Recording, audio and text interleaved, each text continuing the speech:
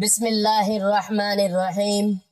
جو رمضان کے پہلے جمعہ کے دن ایک بار یہ تسبیح پڑھتا ہے، حضرت محمد صلی اللہ علیہ وآلہ وسلم نے فرمایا۔ محترم ناظرین، رمضان المبارک وہ بابرکت مہینہ ہے جسے اللہ تعالیٰ نے تمام مہینوں پر فضیلت عطا فرمائی، اور اس کے دن، راتیں، گھڑیاں اور لمحات سب نور، رحمت اور مغفرت سے بھرپور ہوتے ہیں۔ جب رمضان کا پہلا جمعہ آتا ہے تو یہ عام دنوں سے بڑھ کر روحانی تاثیر، قلبی سکون اور اللہ تعالیٰ کی خصوصی توجہ کا سبب بنتا ہے۔ جمعہ بذات خود ہفتے کا سب سے افضل دن ہے، اور جب یہی دن رمضان المبارک میں واقع ہو جائے تو اس کی عظمت دو چند بلکہ کئی گنا بڑھ جاتی ہے۔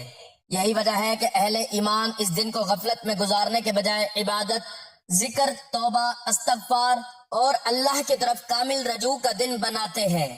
رمضان کے پہلے جمعہ کی خاص بات یہ ہے کہ یہ پورے مہینے کی سمت متعین کرتا ہے۔ اگر ابتدا اخلاص، خشوع اور خوف خدا کے ساتھ ہو جائے تو پورا رمضان نورانی بن جاتا ہے۔ اللہ تعالیٰ نے انسان کو صرف کھانے پینے اور دنیاوی مشاغل کے لیے پیدا نہیں فرمایا، بلکہ عبادت اور بندگی کو اس کی زندگی کا اصل مقصد قرار دیا۔ قرآن کریم میں اللہ تعالیٰ ارشاد فرماتے ہیں کہ میں نے جنات اور انسانوں کو صرف اپنی عبادت کے لیے پیدا کیا ہے۔ یہی عبادت رمضان میں اپنے عروج پر ہوتی ہے، اور خاص طور پر جمعہ کے دن بندے کے دل میں اللہ تعالیٰ کی یاد اور اس کی عظمت کا احساس غیر معمولی طور پر بیدار ہو جاتا ہے۔ رمضان کے پہلے جمعہ میں انسان اپنے گناہوں پر نادم ہو کر جب اللہ کے حضور جھکتا ہے تو اس کے دل کے زنگ اترنے لگتے ہیں اور روح کو نئی زندگی ملتی ہے۔ قرآن مجید میں جگہ جگہ تقوی، ذکر الہی اور خشیت رب کی اہمیت بیان کی گئی ہے۔ اللہ تعالیٰ فرماتے ہیں کہ اے ایمان والو، اللہ کو کثرت سے یاد کرو اور صبح و شام اس کی تسبیح بیان کرو۔ ایک اور مقام پر ارشاد ہے کہ دلوں کا اطمینان اللہ کے ذکر سے ہی حاصل ہوتا ہے۔ یہی وجہ ہے کہ اہل ایمان رمضان کے پہلے جمعہ کو خاص طور پر ذکر الہی کی طرف متوجہ ہوتے ہیں، کیونکہ یہ دن دلوں کی اصلاح، نیتوں کی درستگی اور اعمال کی قبولیت کے دروازے کھول دیتا ہے۔ قرآن یہ بھی بتاتا ہے کہ جو شخص اللہ کا تقوی اختیار کرتا ہے، اللہ اس کے لیے نکلنے کا راستہ بنا دیتا ہے اور اسے وہاں سے رزق عطا فرماتا ہے جہاں سے اسے گمان بھی نہیں ہوتا۔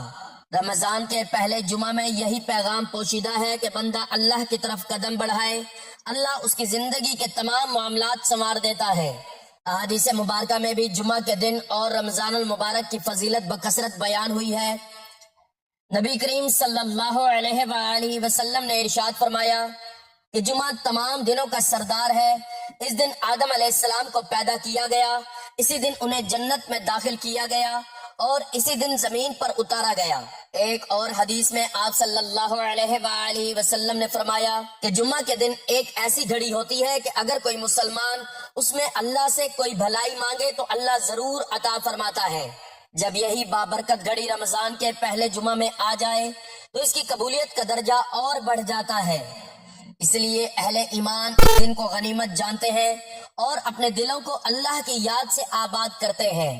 رمضان المبارک کے بارے میں نبی کریم صلی اللہ علیہ وآلہ وسلم کا ارشاد ہے کہ یہ صبر کا مہینہ ہے اور صبر کا بدلہ جنت ہے۔ ایک اور حدیث میں آپ صلی اللہ علیہ وآلہ وسلم نے فرمایا کہ رمضان وہ مہینہ ہے جس کے آغاز میں رحمت، درمیان میں مغفرت اور آخر میں جہنم سے نجات ہے۔ جب رمضان کا پہلا جمعہ آتا ہے تو دراصل یہ رحمت کے دروازوں کے کھلنے کا اعلان ہوتا ہے۔ اس دن بندہ اگر سچے دل سے اللہ کی طرف متوجہ ہو جائے تو اس کے پچھلے گناہ معاف ہونے لگتے ہیں اور اس کے لیے آگے کے ایام میں نیکی آسان ہو جاتی ہے۔ اسی لیے بزرگوں نے فرمایا کہ رمضان کے پہلے جمعہ کو غفلت میں نہ گزارو، کیونکہ یہ پورے مہینے کے لیے بنیاد رکھتا ہے۔ قرآن کریم میں اللہ تعالیٰ فرماتے ہیں کہ اے ایمان والو، تم پر روزے فرض کیے گئے ہیں جیسے تم سے پہلے لوگوں پر فرض کیے گئے تھے، تاکہ تم تقوی اختیار کرو۔ یہ آیت واضح کرتی ہے کہ روزے اور رمضان کا اصل مقصد تقوی ہے، اور تقوی کا تعلق دل سے ہے۔ رمضان کے پہلے جمعہ میں بندہ جب اللہ کو یاد کرتا ہے تو اس کے دل میں تقوی کی شمع روشن ہوتی ہے۔ ایک اور آیت میں اللہ تعالیٰ ارشاد فرماتے ہیں کہ جو اللہ سے ڈرتا ہے اللہ اس کے گناہوں کو مٹا دیتا ہے اور اسے بڑا اجر عطا فرماتا ہے۔ یہ وعدہ ہر اس بندے کے لیے ہے جو اخلاص کے ساتھ اللہ کی طرف رجوع کرتا ہے، خصوصاً ایسے بابرکت دن میں۔ अहादीस में जिक्र इलाही की अजमत भी बड़ी वजाहत से बयान की गई है। नबी करीम सल्लल्लाहु अलैहि वसल्लम ने फरमाया कि अल्लाह ताला फरमाता है, मेरा बंदा जब मुझे याद करता है तो मैं उसके साथ होता हूँ। एक और रिवायत में आया है कि जिक्र करने वाला और ना करने वाला जिंदा और मुर्दा की मानिद है। रमजान के पहले जुमा में यही पैगाम छुपा हुआ है कि बंदा अपने दिल को जिंदा करे, अल्लाह की याद से उसे रोशन करे और दुनिया की बेसबाती को समझकर आखिरत की तैयारी में लग जाए। यही वो दिन है जब इंसान अपने माजी पर नजर डालकर तौबा करता है और मुस्तकबिल के लिए नेक अज़म बांधता है। कुरान मजीद में अल्लाह ताला इरशाद फरमाते हैं कि अल्लाह की रहमत से ना उम्मीद ना हो, बेशक अल्लाह तमाम गुनाह माफ फरमा देता है। ये आयत रमजान के पहले जुमा के मफहूम को दिल में बिठा देती है, क्योंकि ये दिन उम्मीद, रहमत और बख्शिश का दिन है। एक और मकाम पर फरमाया गया कि जो अल्लाह की तरफ एक कदम चलकर आता है, अल्लाह उसकी तरफ दौड़ कर आता है। रमजान के पहले जुमा में बंदा अगर अल्लाह की तरफ रजू करे तो अल्लाह ताला उसके लिए अपनी रहमत के दरवाजे खोल देता है। नबी करीम सल्लल्लाहु अलैहि वसल्लम ने एक हदीस में फरमाया कि बेहतरीन अमल वो है जो पाबंदी से किया जाए, चाहे वो थोड़ा ही क्यों ना हो।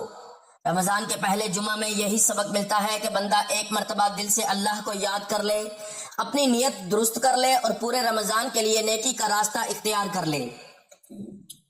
यह दिन दरअसल तजदीद अहद का दिन है, जिसमें इंसान अल्लाह से वादा करता है कि वो गुनाहों से बचेगा, नेकी को अपनाएगा और अपने इखलाक को बेहतर बनाएगा। कुरान ये भी बताता है कि जो शख्स अल्लाह की याद से मुंह मोड़ता है उसकी जिंदगी तंग हो जाती है। इसके बरअक्स जो अल्लाह को याद रखता है उसके लिए सुकून, इत्मीनान और आसानी मुकद्दर हो जाती है। रमजान के पहले जुमा में बंदा अगर इस हकीकत को समझ ले तो उसकी जिंदगी का रुख बदल सकता है। यही वजह है कि सालिहीन और बुजुर्गान दीन इस दिन को खास अहमियत देते थे और इसे इबादत और जिक्र के लिए वक्फ कर देते थे। नाज़रीन, रमजान का पहला जुमा महज एक दिन नहीं बल्कि एक पैगाम है।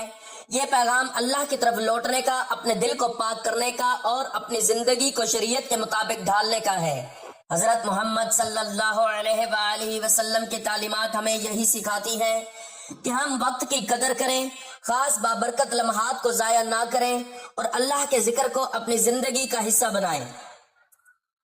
जब बंदा इस दिन इखलास के साथ अल्लाह की तरफ मतवज्जा होता है तो उसकी एक ही हाजिरी पूरे रमजान को संवार देती है।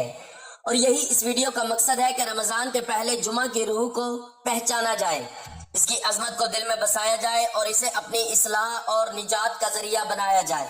नाजरीन, रमजानुल मुबारक का महीना अल्लाह ताला की खास रहमतों, बरकतों और मगफिरतों का महीना है और जब इस बाबरकत महीने का पहला जुमा आता है तो आसमान और जमीन में एक खास रूहानी कैफियत पैदा हो जाती है। ये दिन आम दिनों की तरह नहीं होता बल्कि अल्लाह ताला की तरफ से खसूसी इनामात, खास रहमतें और गैर मामूली बरकतें नाजिल होती हैं। कुरान और हदीस के मजमूई मफहूम से हमें यह मालूम होता है कि ऐसे बाबरकत औकात में अल्लाह ताला अपने फरिश्तों को खास जिम्मेदारियां सौंपता है ताकि वो नेक आमाल करने वालों के लिए रहमतों के पैगामात लेकर आए, दुआओं की कबूलियत का सामान बने और बंदों के दर्जात बुलंद करें। फरिश्ते अल्लाह ताला के वो पाकीज़ा, नूरानी और मासूम बंदे हैं जो दिन रात अल्लाह के हुक्म की तामील में मसरूफ रहते हैं। कुरान करीम में अल्लाह ताला फरमाते हैं कि फरिश्ते अल्लाह की नाफरमानी नहीं करते और जो हुक्म उन्हें दिया जाता है उसे बजा लाते हैं। रमजान के पहले जुमा जैसे बाबरकत दिन में फरिश्तों की जिम्मेदारियां आम दिनों के मुकाबले में बढ़ जाती हैं, क्योंकि यह दिन रहमत के नजूल, दुआओं की कबूलियत और गुनाहों की माफी का खास मौका होता है। सबसे पहली अहम जिम्मेदारी जो फरिश्तों को रमजान के पहले जुमा में दी जाती है वो नेक बंदों के आमाल को खास एहतमाम से लिखना है। अगरचे आम दिनों में भी फरिश्ते आमाल लिखते हैं, लेकिन रमजान और खसूसन जुमा के दिन नेक आमाल का अजर कई गुना बढ़ा दिया जाता है। फरिश्ते ऐसे दिनों में बंदे की नीयत, इखलास और दिल की कैफियत को भी खास तौर पर नोट करते हैं। जो बंदा थोड़ा सा अमल भी अल्लाह की रजा के लिए करता है, फरिश्ते उसको बड़े अजर के साथ दर्ज करते हैं। दूसरी बड़ी जिम्मेदारी दुआओं पर आमीन कहना और इन्हें बारगाहे इलाही में पेश करना है। हदीस के मफहूम से मालूम होता है कि जब कोई बंदा तन्हाई में या इज्तमाई तौर पर अल्लाह को पुकारता है तो फरिश्ते उसकी दुआ पर आमीन कहते हैं। रमजान के पहले जुमा में ये अमल और ज्यादा बढ़ जाता है, क्योंकि यह दिन कबूलियत का दिन होता है। جو بندہ گناہوں کی معافی، رزق میں برکت، اولاد کی اصلاح یا آخرت کی کامیابی مانگتا ہے، فرشتے اس کی دعاؤں کو رحمت کے پروں میں لپیٹ کر اللہ تعالیٰ کی بارگاہ میں پیش کرتے ہیں۔ تیسری اہم ڈیوٹی ذکر کرنے والوں کے گرد حلقہ بنانا ہے۔ نبی کریم صلی اللہ علیہ وآلہ وسلم کے فرمان کے مطابق جب کچھ لوگ اللہ کا ذکر کرنے کے لیے بیٹھتے ہیں تو فرشتے انہیں گھیر لیتے ہیں، ان پر رحمت نازل ہوتی ہے اور اللہ تعالیٰ ان کا ذکر اپنے پاس موجود فرشتوں میں فرماتا ہے۔ رمضان کے پہلے جمعہ میں چونکہ ذکر، تلاوت اور عبادت کا شوق بڑھ جاتا ہے، اس لیے فرشتوں کے یہ حلقے بھی کثرت سے قائم ہوتے ہیں۔ ایسے مقامات پر سکون قلب، نورانیت اور اطمینان نازل ہوتا ہے جو دراصل فرشتوں کی موجودگی کی علامت ہے۔ چوتھی ذمہ داری نیک اعمال کرنے والوں کے لیے رحمت اور برکت لے کر آنا ہے۔ قرآن کریم میں ذکر ہے کہ فرشتے ایمان والوں پر اترتے ہیں اور انہیں خوشخبری دیتے ہیں۔ رمضان کے پہلے جمعہ میں یہ خوشخبری اس شکل میں ہوتی ہے کہ بندے کے دل میں نیکی کی رغبت بڑھ جاتی ہے، گناہ سے نفرت پیدا ہوتی ہے اور عبادت میں لذت محسوس ہونے لگتی ہے۔ یہ سب دراصل فرشتوں کی طرف سے آنے والی روحانی برکتیں ہوتی ہیں جو اللہ کے حکم سے نازل کی جاتی ہیں۔ پانچویں اہم ڈیوٹی استغفار کرنے والوں کے لیے مغفرت کی سفارش کرنا ہے۔ قرآن کریم میں آیا ہے کہ فرشتے ایمان والوں کے لیے مغفرت طلب کرتے ہیں۔ رمضان کے پہلے جمعہ میں جب بندہ اپنے گناہوں پر شرمندہ ہو کر اللہ کے حضور جھکتا ہے، آنسو بہاتا ہے اور سچی توبہ کرتا ہے تو فرشتے اس کے لیے دعا کرتے ہیں کہ اے اللہ اس بندے کو معاف فرما دے۔ یہی وجہ ہے کہ ایسے دن میں کی گئی توبہ دل پر گہرا اثر چھوڑتی ہے اور زندگی کا رخ بدل سکتی ہے۔ ناظرین، استغفار اسلام کی روحانی زندگی کا ایک نہایت اہم، مؤثر اور بابرکت عمل ہے۔ استغفار کے معنی ہے اللہ تعالیٰ سے اپنے گناہوں کی معافی مانگنا، اپنی کوتاہیوں کا اعتراف کرنا اور آئندہ گناہوں سے بچنے کا پختہ ارادہ کرنا۔ استغفار محض زبان سے چند الفاظ ادا کرنے کا نام نہیں، بلکہ یہ دل کی گہرائی سے اللہ کے حضور جھک جانے، ندامت اختیار کرنے اور اس کی رحمت پر کامل یقین رکھنے کا نام ہے۔ یہی وہ عمل ہے جس کے بارے میں قرآن و حدیث میں بار بار تاکید کی گئی ہے، اور یہی وہ عبادت ہے جس پر فرشتے بھی استغفار کرنے والوں کے لیے مغفرت کی سفارش کرتے ہیں۔ لفظ استغفار عربی زبان کے مادہ غین فا را سے نکلا ہے، جس کے معنی ہے ڈھانپ دینا، چھپا دینا، محفوظ کر لینا۔ دینی اصطلاح میں استغفار کا مطلب یہ ہے کہ بندہ اللہ تعالیٰ سے یہ دعا کرے کہ اے اللہ میرے گناہوں کو نہ صرف معاف فرما بلکہ انہیں ڈھانپ دے، ان کے برے اثرات سے مجھے محفوظ فرما اور مجھے دوبارہ گناہ میں مبتلا ہونے سے بچا لے۔ اس طرح استغفار ماضی کی اصلاح، حال کی پاکیزگی اور مستقبل کی حفاظت تینوں کو شامل کرتا ہے۔ قرآن کریم میں اللہ تعالیٰ نے متعدد مقامات پر استغفار کی ترغیب دی ہے اور اسے کامیابی، رزق، رحمت اور نجات کا ذریعہ قرار دیا ہے۔ اللہ تعالیٰ ارشاد فرماتے ہیں اور اللہ سے اپنے گناہوں کی معافی مانگو، بے شک اللہ بہت بخشنے والا، نہایت رحم فرمانے والا ہے۔ ایک اور مقام پر فرمایا اور جو شخص برائی کرے یا اپنی جان پر ظلم کرے پھر اللہ سے مغفرت طلب کرے تو وہ اللہ کو بخشنے والا، مہربان پائے گا۔ یہ آیات واضح طور پر بتاتی ہیں کہ استغفار کے دروازے ہر حال میں کھلے ہیں، چاہے گناہ کتنے ہی بڑے کیوں نہ ہوں۔ اگر بندہ سچے دل سے رجوع کرے تو اللہ تعالیٰ اسے معاف فرما دیتا ہے۔ ناظرین، قرآن کریم میں ایک نہایت عظیم حقیقت بیان کی گئی ہے کہ فرشتے اہل ایمان کے لیے مغفرت کی دعا کرتے ہیں۔ اللہ تعالیٰ فرماتے ہیں جو فرشتے عرش کو اٹھائے ہوئے ہیں اور جو اس کے ارد گرد ہیں وہ اپنے رب کی حمد کے ساتھ تسبیح کرتے ہیں اور ایمان والوں کے لیے مغفرت کی دعا کرتے ہیں۔ یہ آیت اس بات کا واضح ثبوت ہے کہ جب کوئی بندہ استغفار کرتا ہے تو صرف وہ اکیلا نہیں ہوتا بلکہ اللہ کے فرشتے بھی اس کے حق میں سفارش کر رہے ہوتے ہیں۔ یہی وہ حقیقت ہے جس کا ذکر رمضان کے بابرکت دنوں خصوصاً پہلے جمعہ کے حوالے سے کیا جاتا ہے۔ حضرت محمد صلی اللہ علیہ وآلہ وسلم خود کثرت سے استغفار فرمایا کرتے تھے، حالانکہ آپ صلی اللہ علیہ وآلہ وسلم معصوم تھے۔ آپ صلی اللہ علیہ وآلہ وسلم نے فرمایا، اللہ کی قسم میں دن میں 70 سے زیادہ مرتبہ اللہ سے استغفار کرتا ہوں۔ ایک اور حدیث میں آپ صلی اللہ علیہ وآلہ وسلم نے فرمایا، جو شخص استغفار کو لازم پکڑ لیتا ہے اللہ تعالیٰ اس کے لیے ہر تنگی سے نجات کا راستہ بنا دیتا ہے، ہر غم سے خلاصی عطا فرماتا ہے اور اسے وہاں سے رزق دیتا ہے جہاں سے اسے گمان بھی نہیں ہوتا۔ یہ حدیث اس بات کی روشن دلیل ہے کہ استغفار صرف آخرت کی کامیابی نہیں بلکہ دنیا کی آسانیوں کا بھی ذریعہ ہے۔ ناظرین، استغفار کی قبولیت کیسے ہوتی ہے؟ استغفار کی قبولیت کے لیے چند بنیادی شرائط ہے۔ اخلاص، استغفار صرف اللہ کے لیے ہو، دکھاوے یا رسمی الفاظ کے طور پر نہ ہو۔ دل کی ندامت، گناہ پر حقیقی شرمندگی ہو، دل یہ گواہی دے کہ جو ہو گیا وہ غلط تھا۔ گناہ کو چھوڑ دینا، جس گناہ کی معافی مانگی جا رہی ہے اسے فوراً ترک کر دیا جائے، آئندہ نہ کرنے کا پختہ عزم، دل میں سچا ارادہ ہو کہ دوبارہ اس گناہ کی طرف نہیں لوٹیں گے۔ حقوق العباد کی ادائیگی، اگر گناہ کا تعلق کسی انسان کے حق سے ہو تو اس کا حق واپس کرنا یا معافی مانگنا ضروری ہے۔ جب یہ شرائط پوری ہو جائیں تو استغفار محض الفاظ نہیں رہتا بلکہ ایک مکمل توبہ بن جاتا ہے، اور ایسی توبہ اللہ کو بے حد محبوب ہے۔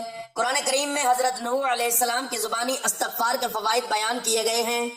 میں نے کہا اپنے رب سے معافی مانگو، بے شک وہ بڑا بخشنے والا ہے، وہ تم پر آسمان سے خوب بارش برسائے گا، تمہیں مال اور اولاد سے نوازے گا اور تمہارے لیے باغات اور نہریں بنا دے گا۔ یہ آیات واضح کرتی ہیں کہ استغفار رزق میں برکت لاتا ہے، اولاد کی نعمت عطا کرتا ہے، مشکلات کو دور کرتا ہے، رحمتوں کے دروازے کھول دیتا ہے۔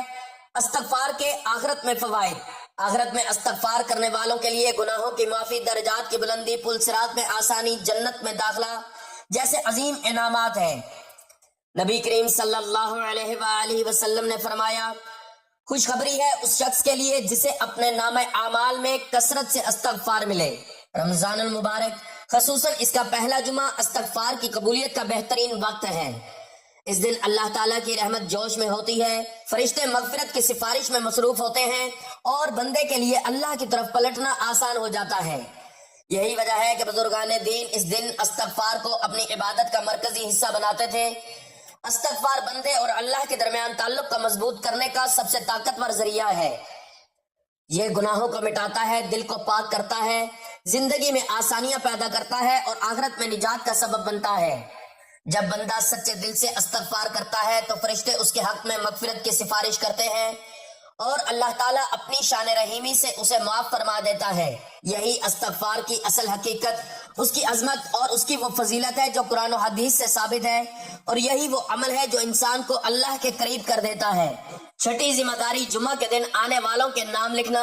حدیث کے مطابق جمعہ کے دن فرشتے مسجد کے دروازوں پر کھڑے ہو کر پہلے آنے والوں کے نام لکھتے ہیں۔ رمضان کے پہلے جمعہ میں اس عمل کی اہمیت اور بڑھ جاتی ہے کیونکہ یہ دن عبادت کے شوق اور اجر کے اعتبار سے بہت بلند مقام رکھتا ہے۔ جو بندہ جلدی آتا ہے، اخلاص کے ساتھ نماز ادا کرتا ہے، فرشتے اس کا نام خصوصی فہرست میں درج کرتے ہیں جو اس کے لیے باعث فخر اور نجات کا ذریعہ بن سکتی ہے۔ ساتویں ذمہ داری دلوں میں سکون اور اطمینان ڈالنا ہے۔ یہ بات قرآن سے ثابت ہے کہ اللہ تعالیٰ اپنے حکم سے دلوں کو سکون عطا فرماتا ہے اور اس میں فرشتے بھی ایک ذریعہ ہوتے ہیں۔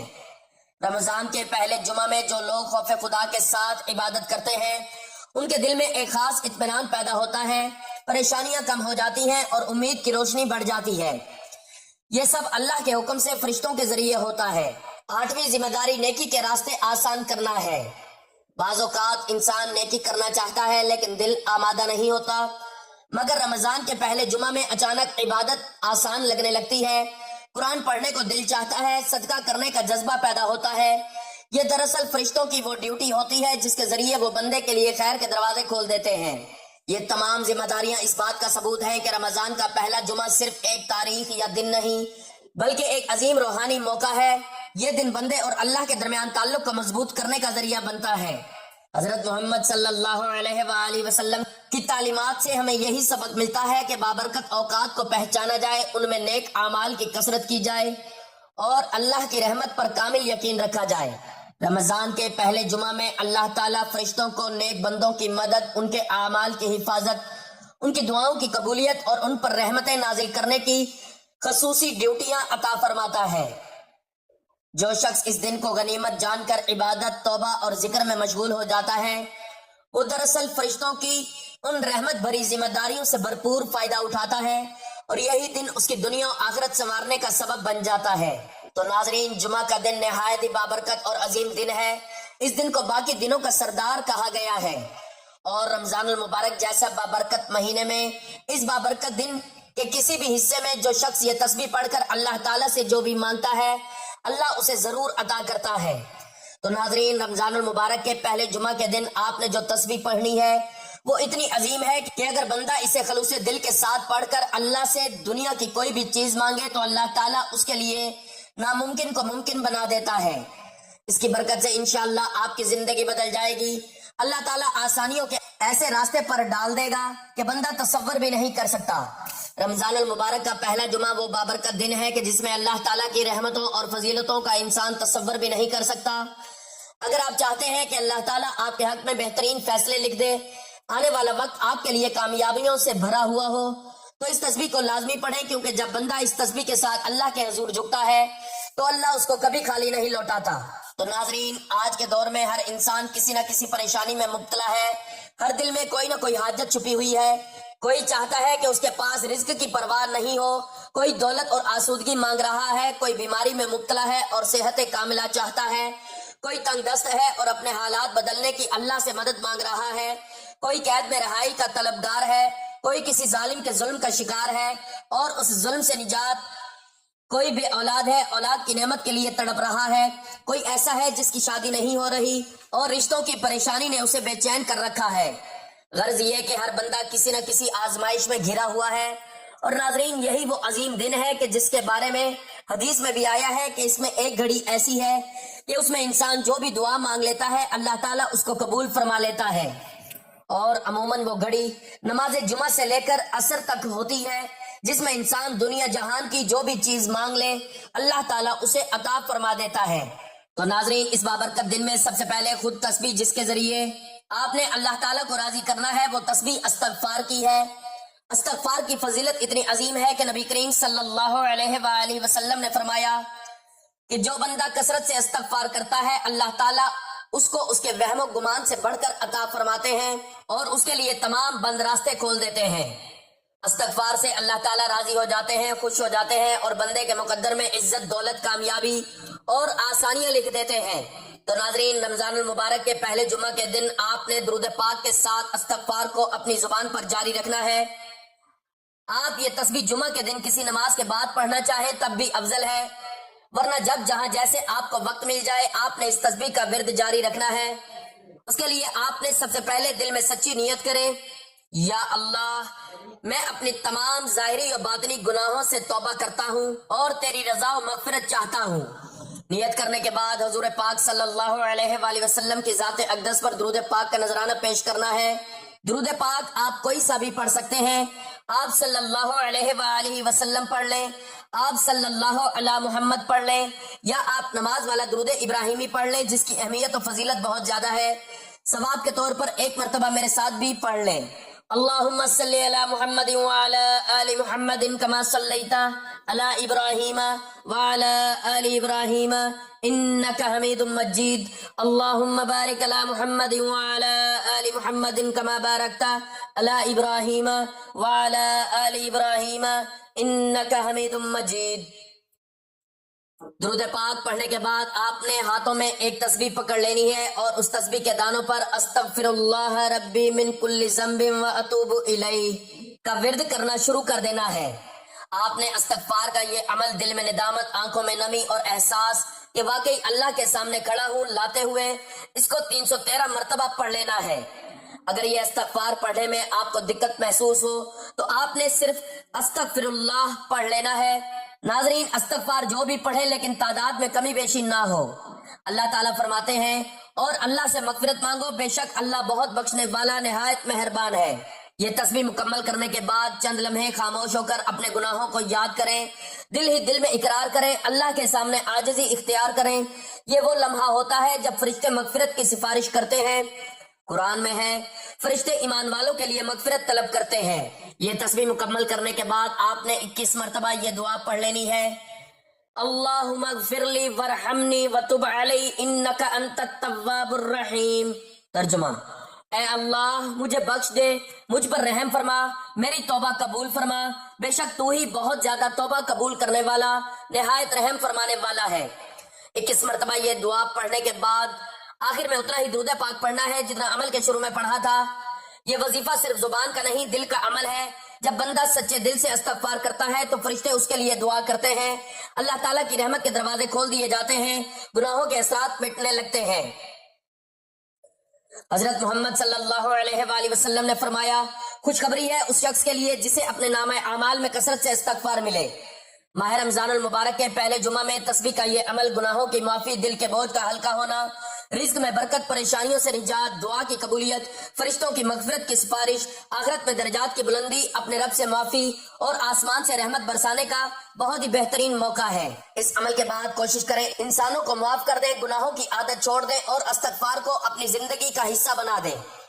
یہ تسبیح کوئی جادو نہیں بلکہ اللہ سے سچی واپسی ہے۔ جب بندہ استغفار کرتا ہے تو وہ زمین پر جھکتا ہے، آسمان پر فرشتے اس کے حق میں اٹھ کھڑے ہوتے ہیں اور اللہ اپنی شان رحیمی سے معاف فرما دیتا ہے۔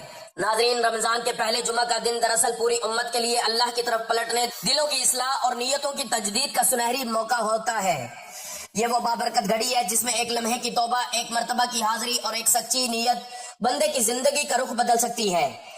حضرت محمد صلی اللہ علیہ وآلہ وسلم کی تعلیمات ہمیں یہی سبق دیتی ہیں کہ اللہ کے قریب ہونے کے لیے کثرت کی نہیں بلکہ اخلاص کی ضرورت ہے۔ جو شخص اس دن اللہ کو یاد کر لیتا ہے وہ دراصل اپنی دنیا و آخرت سنوارنے کی بنیاد رکھ دیتا ہے۔ یہ دن ہمیں یاد دلاتا ہے کہ اللہ کی رحمت ہر وقت بندے کی منتظر رہتی ہے، بس شرط یہ ہے کہ بندہ خود اس کی طرف رجوع کرے۔ دعا ہے کہ اللہ تعالی ہمیں اس بابرکت دن اور اس بابرکت مہینے میں نیک اعمال سننے، سمجھنے اور ان پر عمل کرنے کی توفیق عطا فرمائے۔ میرا سنانا اور آپ کا سننا اپنی بارگاہ میں قبول و منظور فرمائے۔ اللہ تعالی ہم سب کے دلوں کی مرادیں پوری فرمائے اور اس مبارک ماہ میں مبارک دن کے صدقے ہمارے گناہوں کو معاف فرمائے، ہماری خطاؤں کو درگزر فرمائے اور ہمارے دلوں میں جو جائز خواہشات ہیں ان کو پورا فرمائے۔ آمین ثم آمین۔ ناظرین، گزارش ہے کہ اللہ تعالیٰ کے 99 ناموں میں سے کوئی ایک نام لکھ کر کمنٹس میں ضرور شیئر کریں۔ اللہ تعالیٰ ہم سب کا حامی و ناصر ہو۔ آمین۔ جزاک اللہ۔